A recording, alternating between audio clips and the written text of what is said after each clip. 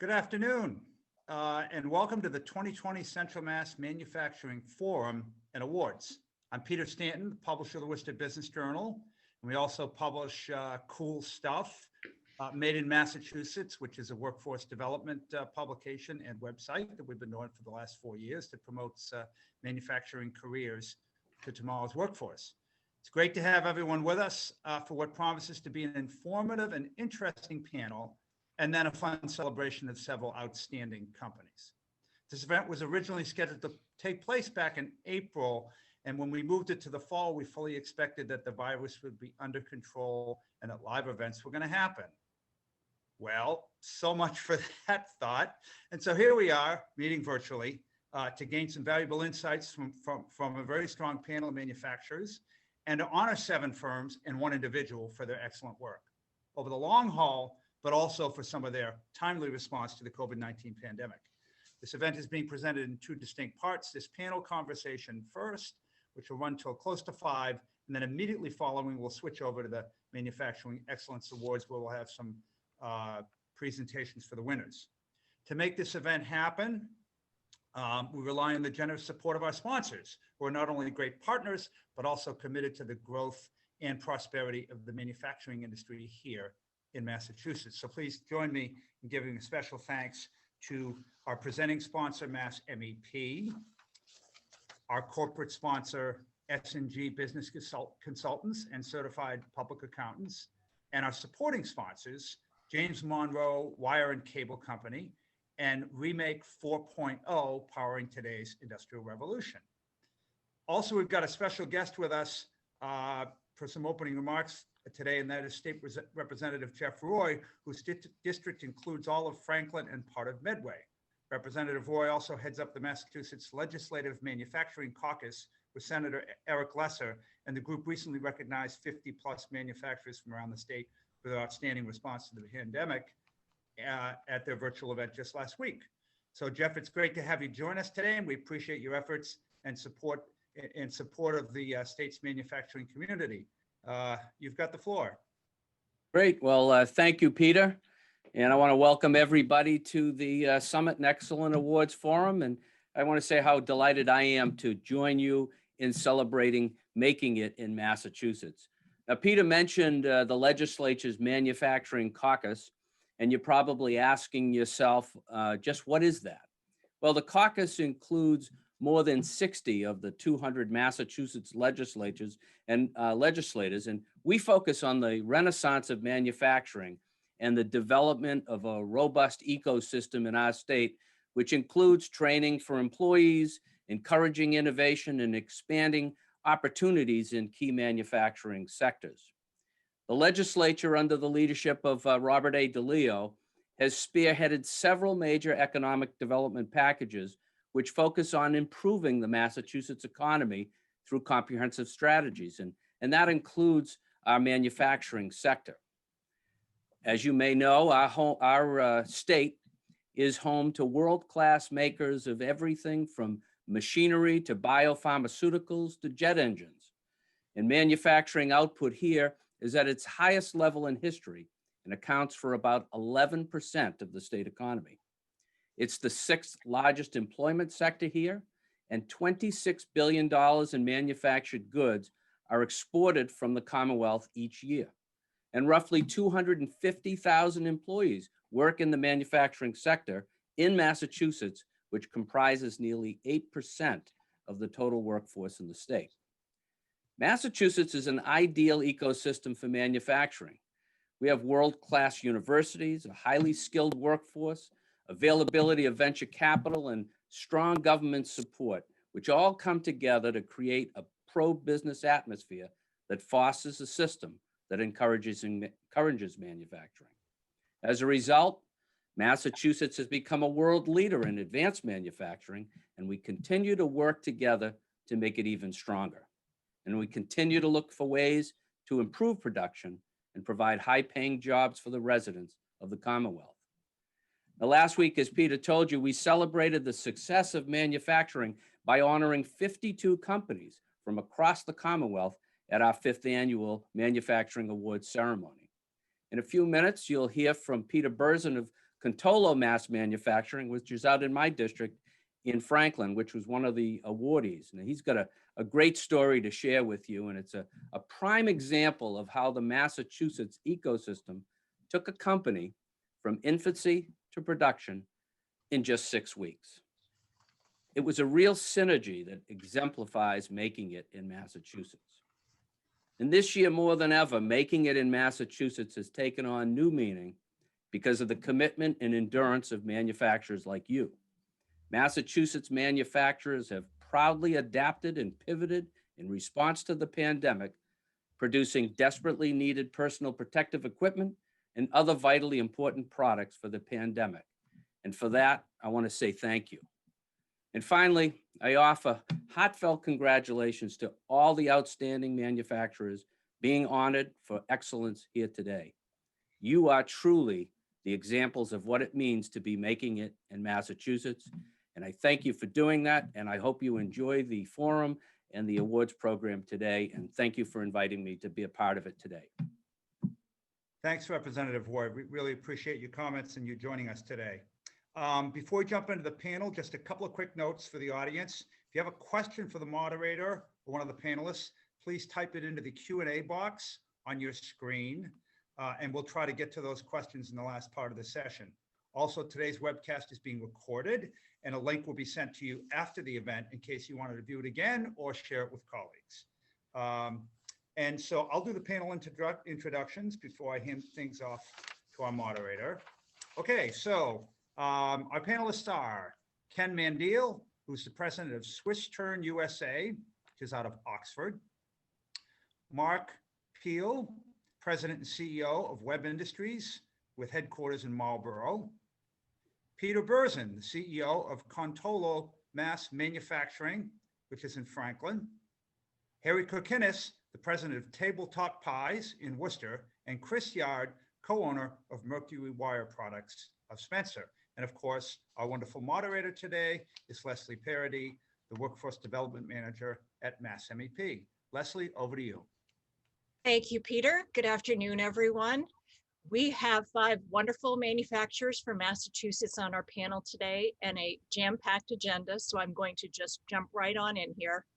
Chris, let's start with you. Can you give a brief overview of your business and how you were initially impacted by the corona pandemic? Sure things. Hello, everybody. Good afternoon. Again, I'm Chris Yard. I'm with Mercury Wire Products. We design and manufacture custom cable and electronic assemblies. Our products have been shot into space and sent to the bottom of the ocean. We have products that cut steel with plasma, remove tattoos with laser beams. So we are a custom house in the past, over the past 50 years, we've made thousands of unique and different products. So we are a manufacturer of cables and assemblies. That's what we do. But what we are about is we're about something completely different, which is what we refer to as saving humanity from business as usual. I won't go into the weeds on that, but I will just say that I think as businesses, we all have, and I know that everyone here, we are great and wonderful business leaders, but the reality of it is business in general, we're not doing a great job at engaging our people, given that 70% of people are disengaged in the work that we do, that they do. So at Mercury, we're also about manufacturing a better model for business that taps more into who we are as people and human beings.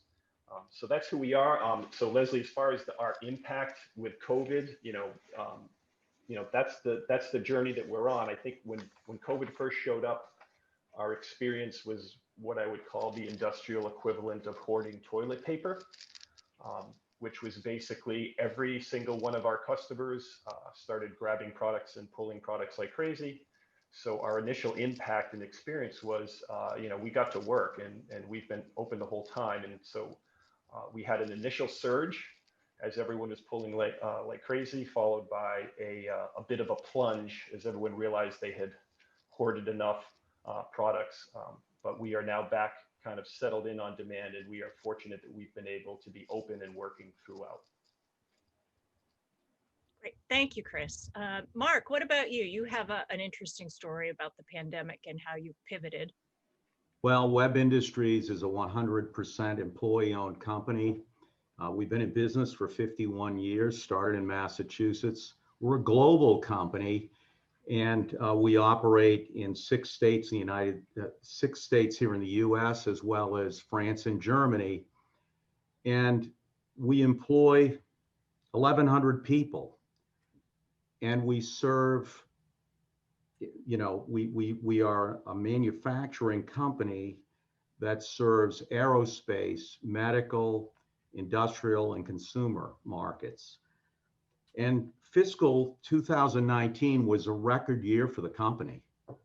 We had doubled our business over the course of 5 years, predominantly in aerospace. And then the pandemic hit. And 60% of our 2020 business plan was driven by our aerospace business. And who would have imagined that the whole world stopped flying? So the impact on our business was really severe.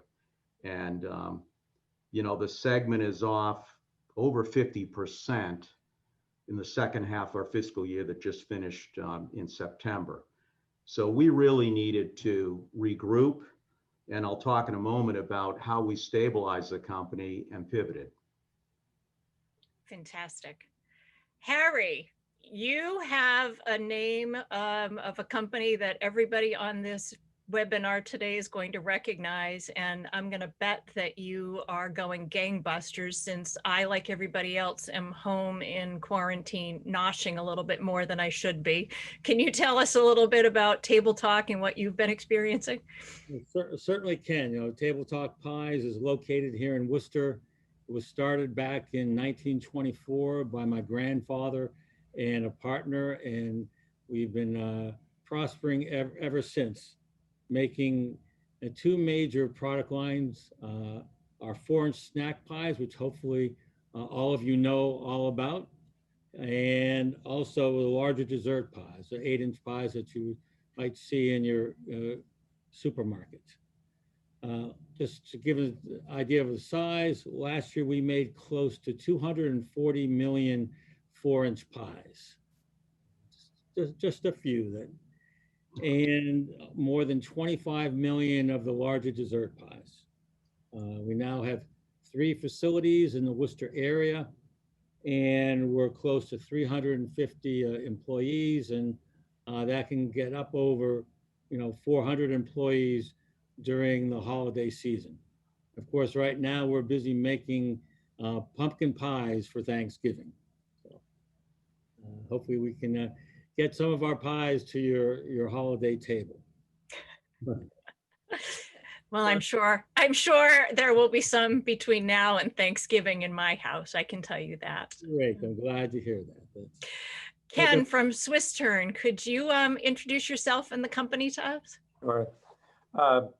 Swiss Turn is a CNC Swiss screw machine job shop. We're in Oxford. We have about 65 employees. And like Web Industries, we're also an ESOP. And we service a lot of medical companies, connectors, a wide variety of industries. We make a very small high precision parts in quantities from 1,000 into the hundreds of thousands. And I think our experience was similar to Chris's. When the pandemic first started up, there was a surge. We thought, well, this isn't going to be the economic crisis that we're seeing in the news. But eventually it caught up to us by the 3rd quarter. And then that's when we really needed to think about how to operate in conditions that we hadn't experienced in probably since 2008. Okay, we'll talk a little bit about that, the conditions that everybody was working in. But Peter, Representative Roy alluded to your interesting story of Contolo. And I know that we only have a few minutes, but for those that are not familiar with that story, could you just tell us a little bit about how this great company came to be? I mean, sure. I wish it was as good as pie, but we can. we started from very like far distant conversations and connections that during the pandemic, since all of my other businesses and other businesses were shutting down, we wanted to give back instead of sitting home in quarantine, which nobody likes. And after a few phone calls, we got it on a Zoom call with Jeff Roy and Tom Mercer and our connector, Norb Jankowski, who used to work at this facility before it got shut down in 2015, I believe. They used to do automotives and make the parts. And he just said, I know there's a machine there. I know the die cutter can cut any material that we need. Let's try to make it happen. After Jeff Roy kind of put us into contact with Mass MEP as well as so many other connections, within, I would say, about 4 to 5 weeks, we were already in the facility, which was completely remodeled, cleaned out, sanitized, painted. All the electrical components were redone on this die cutter. I think it's an 88-year-old die cutter. And we cleaned up in order to step in, create a new entity, and rehired actually many of the employees that used to work at this same building, Clark Cutler McDermott, back in 2015. And we brought them back in, and today they are working on producing isolation gowns. We had customers nearby. We've donated many gowns, but we are currently running 2 contracts with the U.S. Department of Defense. And they're very large contracts to deliver about 1 million gowns a month right now to the DLA in Austin, to their warehouse. So it was a fast-paced acceleration, warp speed to get from concept to making gowns within about 7 weeks. And of course, it came with some growing pains and things that we had to go through, which we're still, stabilizing now. But gowns were going out the door, and the frontline workers got what they needed. So yeah, it's definitely a lot more to talk about, and how things really just came together, spontaneously, you would say. But I think the network and the manufacturing caucus is what allowed this to be so successful in Massachusetts. That's fantastic. And we'll hear some more about that as we go through this panel today. Sure. So we all know that necessity is the mother of invention, but I'm sure that there were bumps and bruises along the way as we pivoted through this pandemic.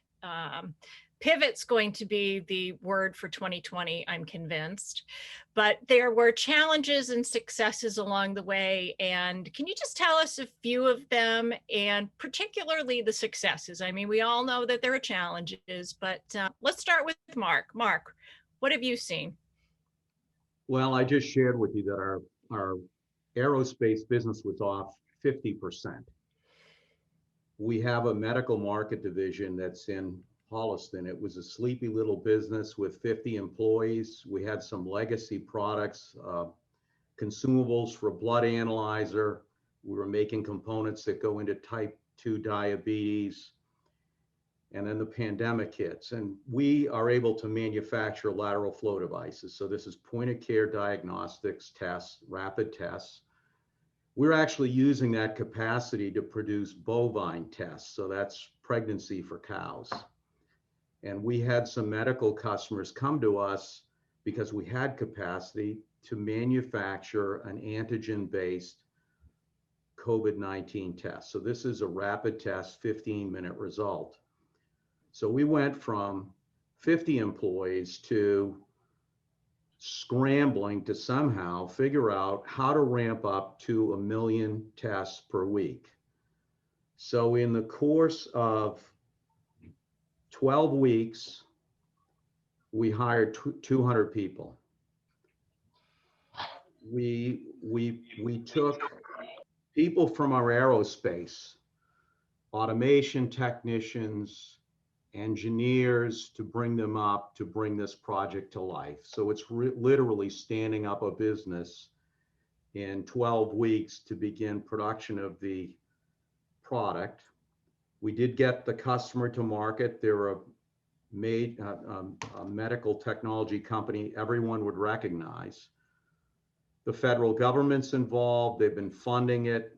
We have 50% of the facility under construction right now for phase 2, which will get us to 2.2 million tests per week by February.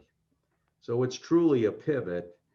The federal government was very, very supportive under the Defense Production Act. We were actually able to move along critical path components for our dry room manufacturing.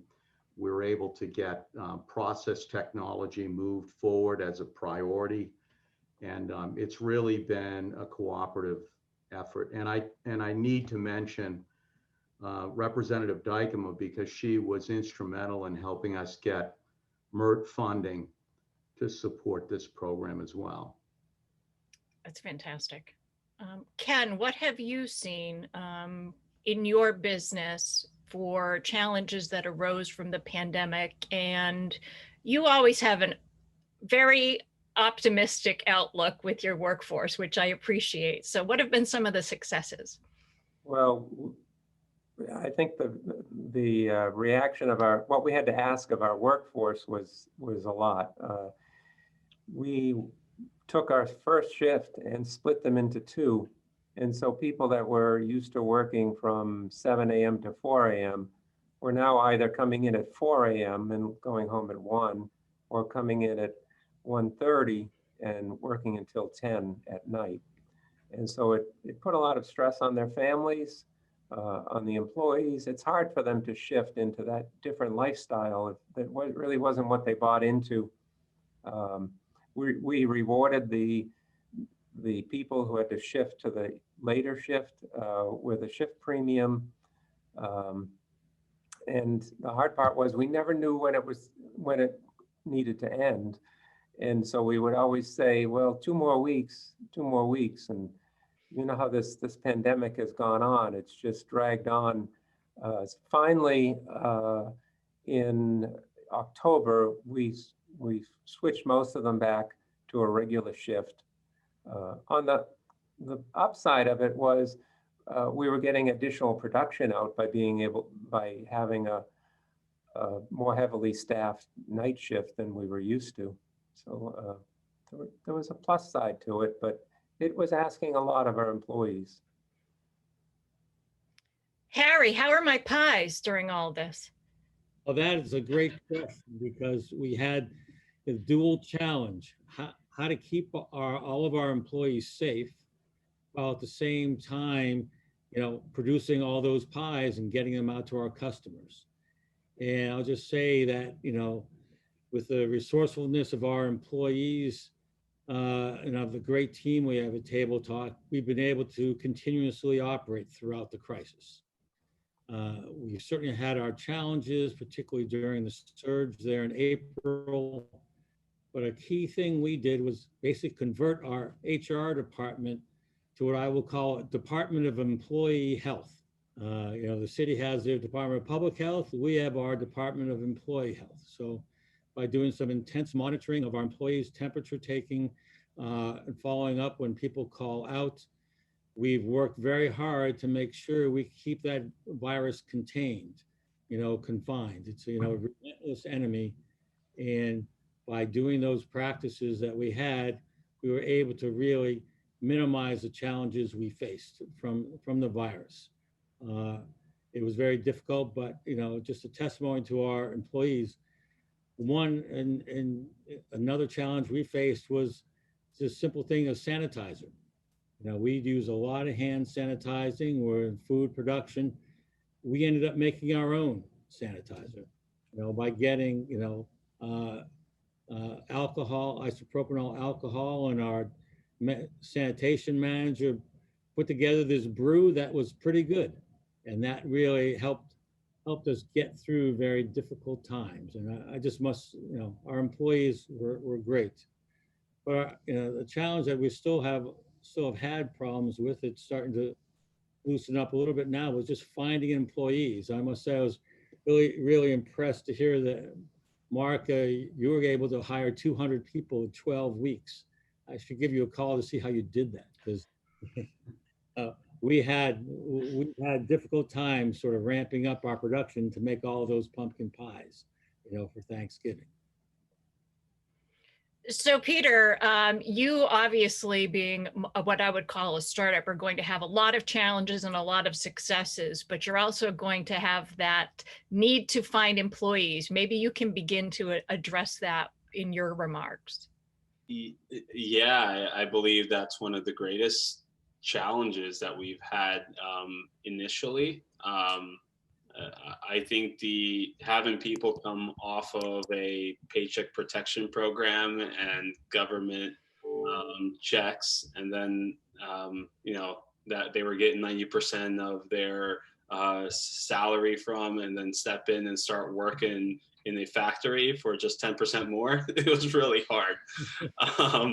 So I think we went through 2 different staffing companies, and we just started reaching out and putting flyers up and getting people in, getting them motivated. At the same time, we're in the middle of a pandemic, so we were trying to keep everything sanitary, COVID, safety protocol, doing new things while hiring people.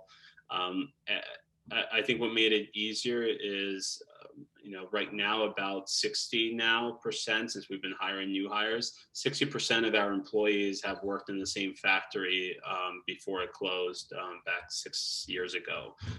That made it a little bit more, feasible to work with. Now that's the challenge of the employees, and then keeping them motivated and clean. I think the other main challenge that we faced was the supply chain issues. So most of PPE material did come from overseas in China. And as you guys know, that kind of like shut down for a little bit. So we were scrambling to go in-house and find some gown material. And then the payment terms went from net 30 to 50% upfront and 50% on delivery. So then how do you, create a sustainable business with that? Then things like fluctuating prices, right? You guys heard from, medical gowns went from 50 cents per gown to like $8 or $9 per gown. And then whatever price that anybody was willing to pay, you were basically chasing after. So it was hard to do any performa invoices, performa plans and projections. So I think there was a lot of moving parts, especially for a startup and getting things going. But we've gotten to a place where we now kind of understand what challenges we've had, what our gaps were, and we were able to fill them in pretty well, I think. Yeah, I think we could probably do a whole hour on the challenges and successes of a startup. So, Chris, what about at Mercury Wire? What challenges and successes have you seen this year? Yeah, Leslie, I agree. I think it's going to be a close call between pivot and new normal for the of the year. But I guess, we take a little bit look on the pivot piece. I think, certainly in uneasy and challenging times, you have to be, as an organization and as individuals, you have to be flexible and resilient. And but at the same time, we looked at it also. This is a time to focus on who we are, how we do what we do, and who we are as an organization, our culture.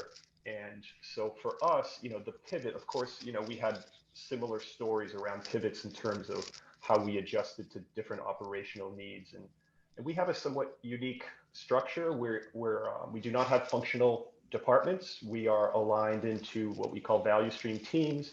Each team runs like its own little business. And so for us, and what was, I thought, just fantastic to see was our team members and our teams doing what they do. So, each team, they're responsible for the whole, product and process end to end. They manage their own time and schedules. And so they figured out the best way for their team to adjust schedules in order to meet needs of, parents home with kids, and in order to create separation. So the teams figured all this out. And so it was really great to see that, and kind of a testament to, when you focus on culture and creating an environment where you are enabling and empowering people to make a difference, that when something, when the black swan event shows up and comes out of nowhere, you have a group of people that are resilient and flexible enough, and at the same time staying true to kind of who we are and what we need to get done. Thank Leslie, you. I want to add one more thing that we had to deal with was the emotional toll on our employees. And we had to take that into account. And so we had to give some mental health holidays where we just shut down for a long weekend because they needed it.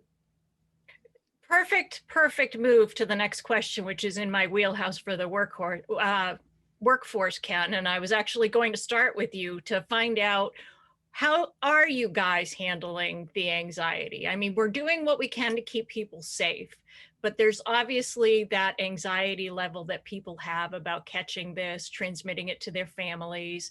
How are you dealing with that? And then what are we doing about this, trying to find new people as we continue to move forward?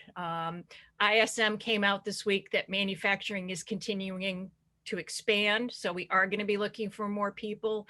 And I know that you guys are all facing challenges with that. So Ken, you talked about mental health. Anything you want to say about the finding people? Finding people is not an issue for us right now because we're kind of rebounding from the third quarter, a drastic slowdown, which also was hard on our employees because they knew business was down. We ended up going to a 4-day work week. We paid people for 5, but for about 8 weeks, they had 3-day weekends. But now things have recovered. We're back to a normal schedule. Early on, there was a lot of fear. People didn't know, was it safe coming to work? People had family members that were not working because their employers were shut down or had a positive case and the plant had to shut down. And luckily we didn't have any of that, but we tried to communicate frequently. Sometimes we communicated, we're used to having employee meetings, but those were out. So we would communicate via text. We use a texting service and would create a Google Doc with all the information and just Google out text out a link. And it wasn't the way we wanted to communicate, but it was really all that we had left where we could communicate quickly and get a complete message out.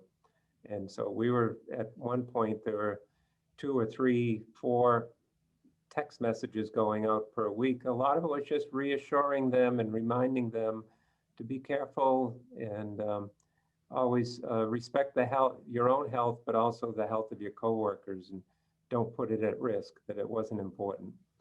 So that's what we did early on. Things have smoothed out a lot now, though. I think we're in that new normal. So Mark, you have an employee-owned company similar to Ken's, and you had not only COVID to deal with, but the chaos of putting together basically an entirely new workforce for a new product. Can you talk a little bit about that and what you encountered? Well, from the beginning, we really made the health and well-being of our employees our #1 business priority. And, it's really important for us to remember that first and foremost, this pandemic is a human tragedy, that it's a dual threat, right, to our lives and our livelihood. So as a leader, I think it's really important to demonstrate empathy and to listen really, really well. So we've had frequent communications. We talk to our employees through Zoom. We have small group meetings with social distancing, but we communicate on a weekly basis across the entire enterprise. I videotape and talk to the employees on a monthly basis just to talk about the state of the business. And of course, as an employee-owned company, the benefit that we have is we all have skin in the game, right? We're all invested in the success of the business. So you pull that string, and then you combine that with the fact that we're producing COVID-19 tests. no greater purpose in the world than saving lives. So we're able to connect all that together. Nice. Chris, what about at Mercury? What did you see?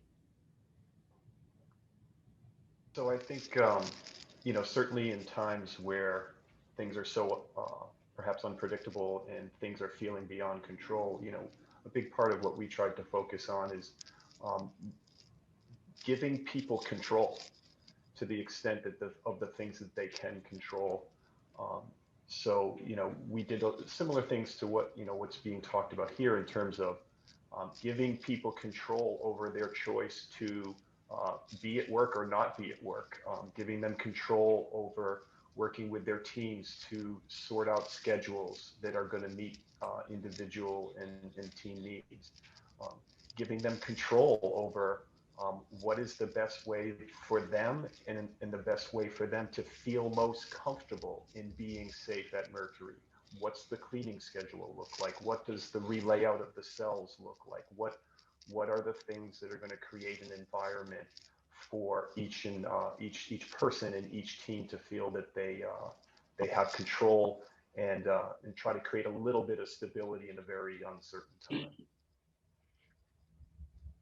So I'm hearing a common thread so far about making sure that your employees are empowered for not only their health concerns, but their mental health concerns. Peter, what about with you? You have a startup, but you have people that have worked there before. You're bringing in people through a temp agency. How did you manage all of that? I think the key word is stability. Is how do you give them mental or emotional stability for the future when there are unprecedented times and all the stuff that's going on, not only in the health and the pharma, the pandemic, the economy, as well as in the middle of voting. There were so many questions that kept coming up, like, are we okay, right? Are we going to get cut? We heard some people are going to get cut, right? And when you hear those things, the most important thing I was doing is I drove all the way to the plant. I got in front of everyone. I gave them the overview of what we're doing in order to get more business, what we're doing to retain our current business. I gave them basically the state of where we're at. We are financially stable, guys. We're moving towards where we need to be. Here, our plan. And then when you start talking about hiring more people, it gives them a little more reassurance. And then when they see the safety protocols in place as far as their health is concerned, they see the signs up, they see the hand sanitizer, the temperature checkers. And we just took those small steps in order to be transparent with them as far as the business is concerned. Tell them about our challenges as well, so they know that we'll be open with them as far as where we're at, and as well as show them the future, show them what you're fighting for and what you're striving for. And even though they just came in, they just didn't know how long this would last, right? They didn't want it to just be, make some PPE during the pandemic and then, lay everybody off. So that's kind of how we handled it, is just the transparency and just the hope for the future. And Harry, my pies, you said you were having trouble finding people to make my pies. So talk about that challenge, because I hear that probably more than anything, that there are plenty of people out there looking for work, but we can't find them for manufacturing. That's such a good question. Just how to get more employees. One thing I just wanted to build upon what was talked about before, the importance of both communication and control. At one point during the surge, we basically gave everyone the choice to take a leave of absence if they felt uncomfortable. We understood the pressures from the family, and I think that really helped to diffuse things when all of a sudden then people could decide whether to come to work or not. I think that was very helpful. And we still had a majority of the people still come to work, which was great, but we put it in their hands. But we have found, also just to reward people for, the the sacrifices they're making and putting themselves in harm's way with the virus, having what we call the combat pay. We basically paid a bonus of $2 an hour for hours worked that we would pay out on a monthly basis, just to tell people we appreciated what they were doing. And that's one of the tools that we've been using in terms of trying to attract new employees to come to work for us. But it has been a challenge. We even had, we've been putting up signs. We even had someone walking on the streets of Worcester with a sign saying we're hiring. And trying to use all, social media. We're just trying to get, starting to do that on a little bit stronger basis, to use that as a tool to find people. But it has been a challenge. Thank you. Before we move on to our last question and the wrap up, I just want to remind everyone out there that if you have any questions, please put them in the Q&A, that we should have a couple of minutes that our panelists will be able to answer whatever is on your mind out there. So I'm going to ask you all to look into your crystal balls and tell me what you think is going to be changed from this experience that we've all collectively gone through in your industry, in your company, economically in the future. I mean, I know right now we're all wondering who the president's going to be and how that's going to affect things, but you're closest to your sub-industries, and I think we'd like to hear how that's going to play out. So Harry, I ended with you. Why don't we start with my pies again? Well, I guess the one thing, we're concerned a little bit about what is the future going to look like as cases increase, and we hope we don't get back to a situation of having to go back to what the governor's, I forget, is phase 1 or more of a lockdown situation. We do hope that perhaps they can look at the experience of other countries. I know in Germany, they actually kept their manufacturing plants open during their lockdown. And I think that's was very helpful with them, at least in their first wave, being able to get through it relatively unscathed. Because with manufacturing, it is a structured environment. And I often think that our employees are safer working here at the plant than they are going out into the world. Just with our control over as much as we can over the virus. But if we can get past this second wave, we seem to be, I certainly see for our company, the need for increased automation. And that's certainly in terms of dealing with the labor shortage that we've experienced, and that difficulty is automation is certainly on our agenda. And we hope to see improvements in the supply chain. I think that we did have our, several customers experience problems with supply chain, particularly getting their stores supplied from their frozen goods distribution center. So we hope to see improvements in that area, because that would be critical for basically a smooth transition into the future. Ken, what's your crystal ball look like? I think it's shattered on the floor. There's no way to know. Right now, I'd say we're being very cautious. It's just hard to know whether things will turn down again. I think our customers and our vendors and our employees are all getting used to this mode of operation, and I am optimistic, but also we have to be careful. We had machines on order to be delivered in September, and we pushed them out to next year because we just didn't want to spend that kind of money when there could be another economic downturn, not only because we don't know what the pandemic is going to do, but with the potential for a new administration coming in, we don't know what kind of policies will affect us in the long run. So the next 6 months will be nervous, but in the long run, I'm optimistic. I knew you would be. Chris, what's going on at Mercury and in your brain for the next, well, keep the horizon, relatively short, next year, not the next decade. Yeah, you don't want to know what's going on in my brain. It's pretty scary in there. Yeah, again, the crystal ball is definitely out of service. But I guess I would. So I'm not sure I know what to expect to happen. I guess a few random thoughts on what I hope will happen. Certainly, as a business, we will continue to be true to who we are, and we will be flexible and nimble, and we will be agile in how we think about things, and kind of bend with the breezes as they get stronger, but not break. And so as a business, I think it's really just about continuing to focus on the things that have gotten us where we are today over the last 50 plus years, and to find those things that we can build on going forward. I think as far as what I hope, more broadly, is I really hope that our collective COVID experience gives us all new perspective.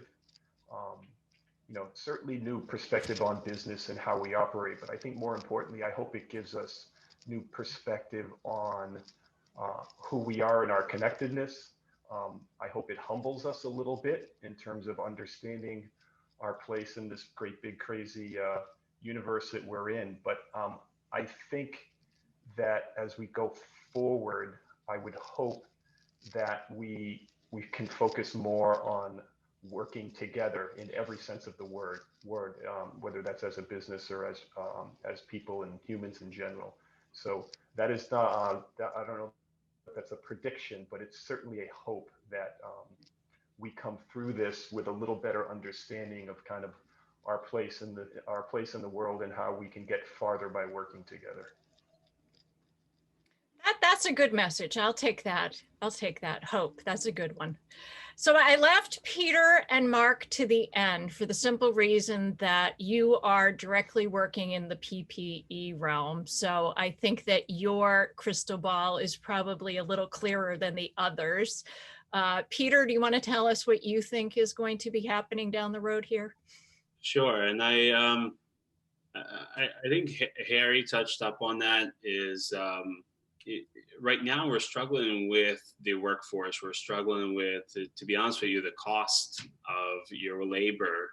And we also are required for the DLA to use USA made products called Berry Compliance, and it has to be made in the USA from polymer all the way up to the gown. And if you think about the cost of making all of that, it's big. And, I drive by, I'm from Pennsylvania originally, so I've been driving up here and moved up here for this business. But, seeing McDonald's over there paying $8 an hour and $14 an hour here, it just shocked me. And now you're trying to bring someone in to work and make gowns. So I think what the crystal ball is looking like is for us to work together. Because this is I tell people this is like in the Industrial Revolution, where what you do is you create these big factories and you throw people at it in order to get things done. And even, you have the women coming into the workforce, you have kids, unrighteously coming into the workforce. And all of this was happening because they don't have what we have today, is the technology, right? And one thing that we've been working on and trying to bring other people together is bringing the engineering minds from MIT, bringing the minds from Blackstone Valley Engineering, bringing other ideas in to use robotics to put us on an even playing field with China and Turkey as far as the PPE is concerned. So for example, the reason China can make a gown and sell it for $1 per gown is because they have very cheap labor force.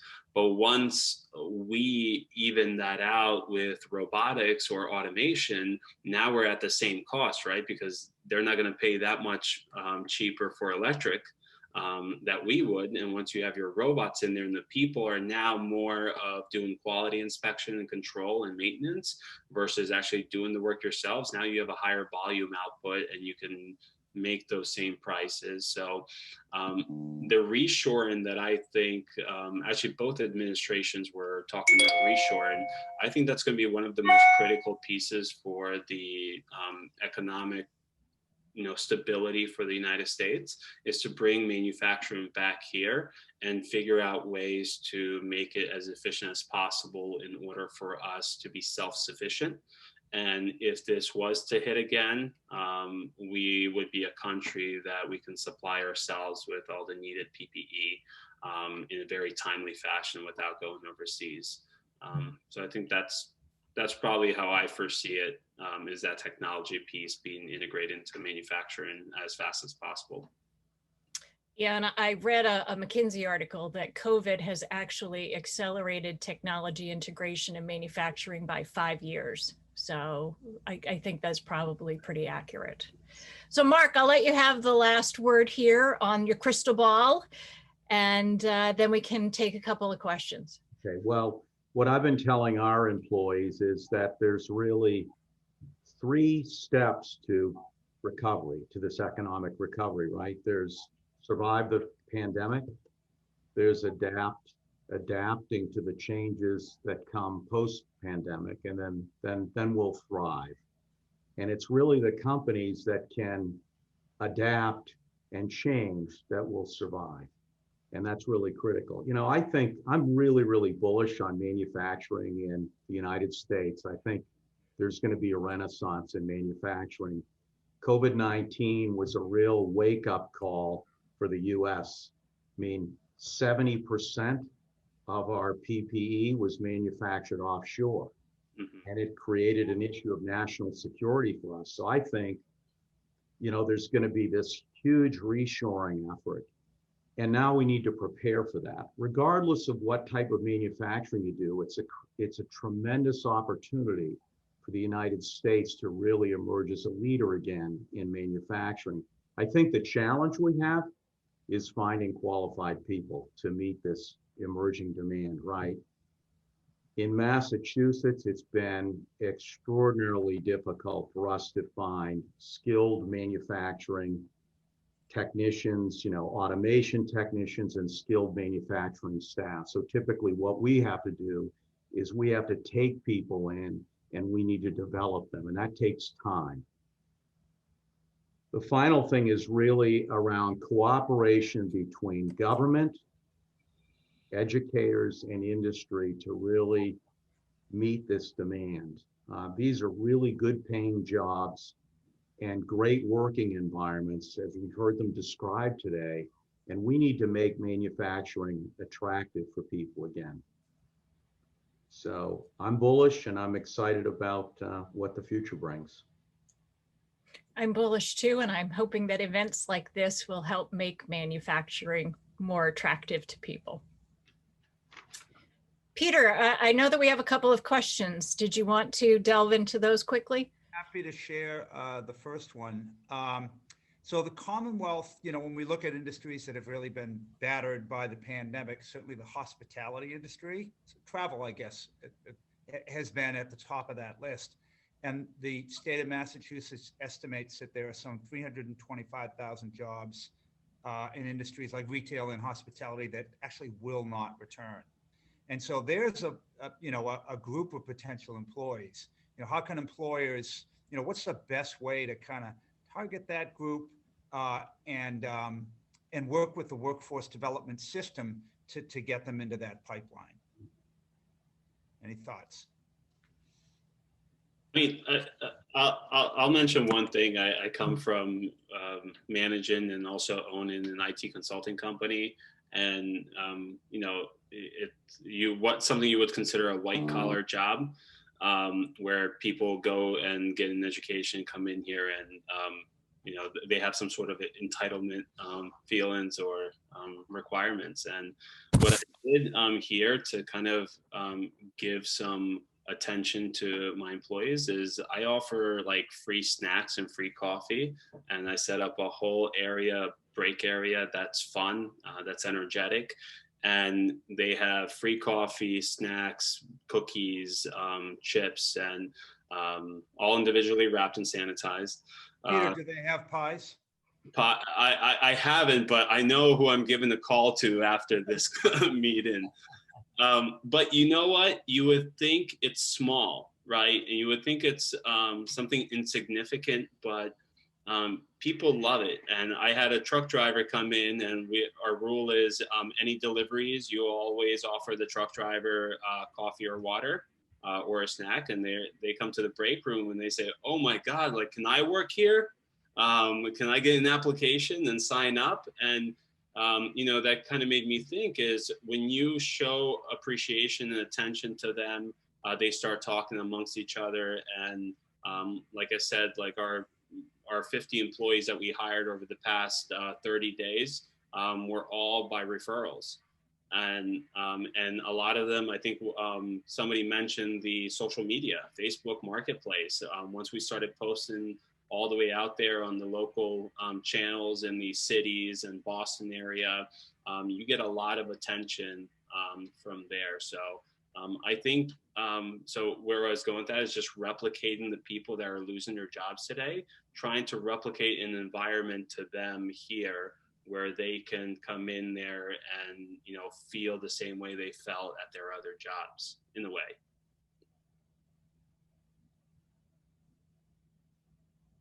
I don't know if Anyone else want to chime in on that? Well, I think that there's a. No, go ahead. Thanks, Mark.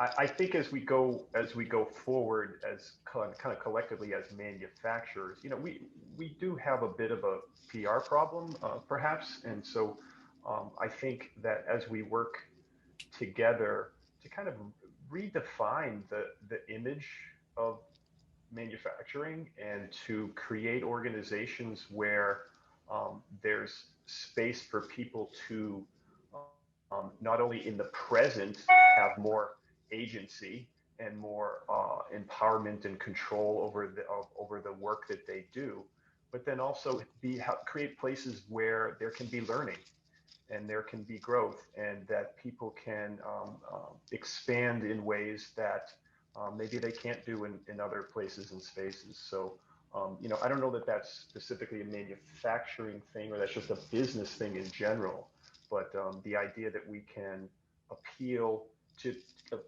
people as people, not as a set of hands to run a machine or lift something up or put something down. And I think that's where we start to make a real difference, and that's where, as manufacturers and businesses in general, we can really make real progress for the business, but more importantly for the people in it. Mark? I mean, one of the things that we did in our hiring was we looked at a specific demographic, and we went and we promoted our company really hard. We've got real diversity in our workforce, and we're really proud of that. And we really focused on that in this last hiring round, and it made a huge difference for us. I think the way we looked at it, all the money that we spent in marketing was pulling forward revenue because there was plenty of demand for the product that we're making. So we needed to get people on board, and we made a significant investment through social media. We did radio bits, we did billboards, and we got people. Leslie, I would just add to that, there's a note on the Q&A from Jeff Roberge, who runs the Mass Hire North Central area, and kind of mentions that there are grants that fund manufacturing training and helping to connect with employees as well through those programs. And that whether it's, the North County or the Central Region Board, getting in touch with them and kind of figuring out how to connect with those resources would be another idea to generate people. It's a great idea. Yeah. We're also working with community colleges and vocational schools to develop curriculum so we can get skilled workers. Yeah. Leslie, I had one more question if we can sneak it in. It's like 4:59. I know we're trying to wrap up. We'll squeak it in. Yeah, this one was really aimed at Ken and Mark, and it was a question as someone running an ESOP, and that is, is your ability to exercise strong, decisive leadership any different than a traditional firm, given that the folks you're directing are, in theory or in practice, also the bosses and stock owners in the company? I would say, in a way, it's a benefit to be an ESOP during a crisis. I think that if your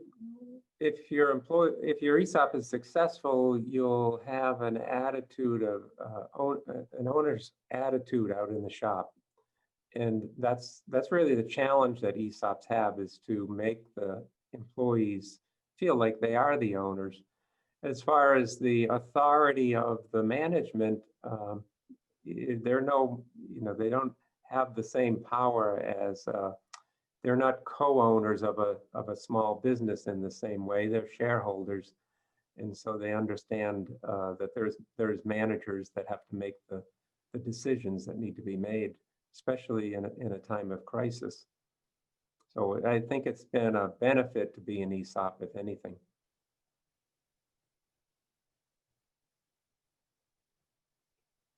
Mark, anything to add to that? Well, I think, I think that it's all about stewardship. And when you've got 1,100 owners all watching the store, I think that's a lot more powerful than one individual that has responsibility. So I feel like as a CEO, I work for them. And as long as I'm actively listening, they're comfortable with the decisions that I need to make that are difficult for the business. Great. I want to thank all of you for your time today. This was very informative. I could keep all of you on here for hours and ask questions, but I know we don't have time for that. Peter, I'm going to turn it back over to you for the award ceremony. Again, I thank everyone. And by the way, is Leslie a professional moderator or what? We're terrific job leading this conversation. Thank you so much. We're going to You're hire very you welcome. again. It was all about the stopwatch. Well, you're running a lean operation, right? Anyways, thanks to everybody for sharing your stories and having a great conversation. I think it was really, really valuable. This concludes the first part of our virtual event.